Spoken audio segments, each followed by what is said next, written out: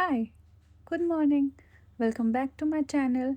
So now it's day 16 of my 100-day consistency challenge. Yeah, so let's get started.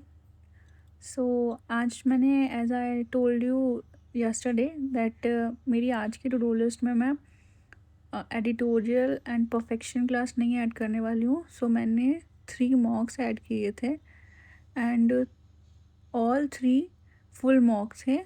Sectional नहीं दिए थे मैंने, तीनों फुल मॉक्स थे. एंड पता है, ये तीनों मुझे लगा था इजी होगा in compare to hectic to do list.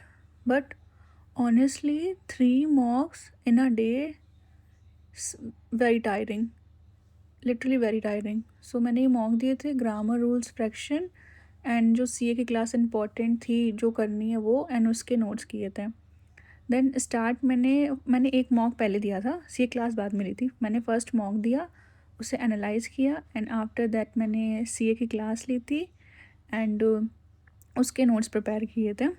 लेकिन मैं अपने तीनों मॉक्स के जो मार्क्स हैं वो लास्ट में वीडियो में दिखाऊंगी कि मैंने कौन से दिए थे और क्या मार्क्स आए और मतलब कहाँ पर इशू क्रिएट हो रहा था और मतलब कैसा, उसका रिव्यू मैं लास्ट में दूंगी.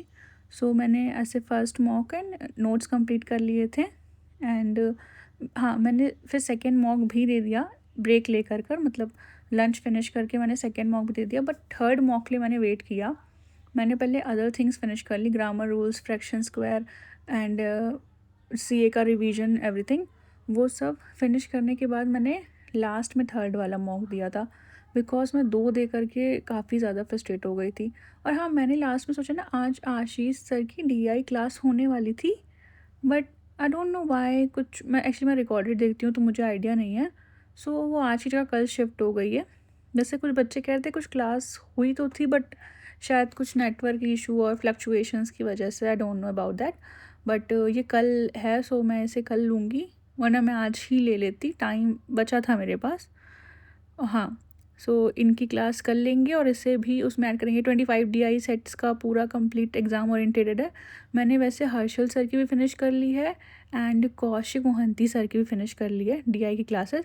अब बस आशीष सर की एक और मैं, और वैसे मैं पता है इसे सॉल्व नहीं करूँगी, मैं सिर्फ इस बार वीडियो देखूँगी 2x पर जब सर सॉल्व कर रहे होंगे, ताकि अगर कोई न्यू डीआई मुझे लगेगी जो मुझे नहीं आती मैं सिर्फ उसी को ही सॉल्व करूँगी, क्योंकि फिर टाइम नहीं बचता. फिर लास्ट में मैंने अपना थर्ड मॉक भी फिनिश कर लिया.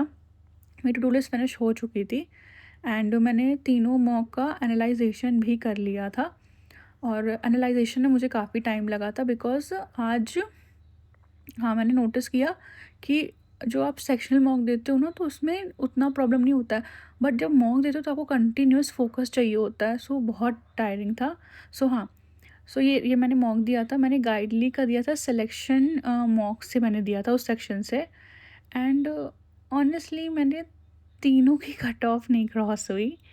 ये काफ़ी टफ था, या जो था इंग्लिश इंग्लिश नहीं बचा रखी है मेरी रिस्पेक्ट, और जो था क्योंकि उसके मार्क्स की वजह से ये 50-50 के लाइंस में आपको दिख रहा है.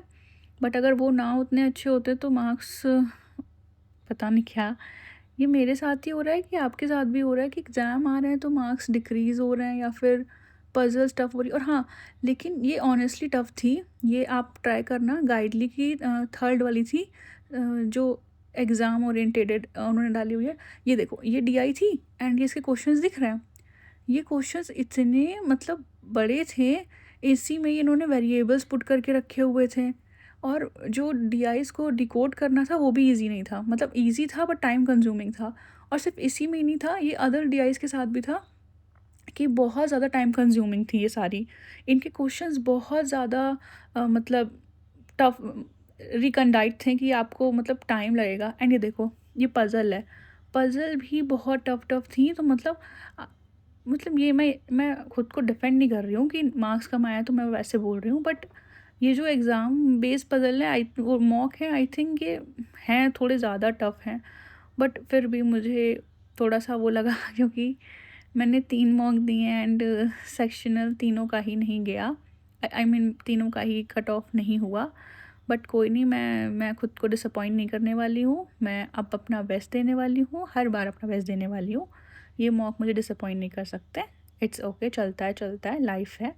सो कल फिर से मैं 3 मॉक्स दूँगी एंड दिस टाइम मैं अपना लास्ट टाइम से ज़्यादा अच्छा दूँगी। एंड ये जो कोट है करंटली आई थिंक मेरी सिचुएशन से बहुत रिलेट कर पा रही हूँ मैं। सो ये मुझे बहुत अच्छे से काम कर रहा है कि मुझे सिर्फ अपनी ड्यूटी परफॉर्म करनी चाहिए एंड अपनी मिस्टेक से लर्न करना चाहिए। सो या मैंने आज अच्छे से एनालाइज़ किया and I will make sure कि मैं वो सेम मिस्टेक्स दोबारा ना करूँ। This is all for today. Thank you for watching. Bye bye bye bye bye bye.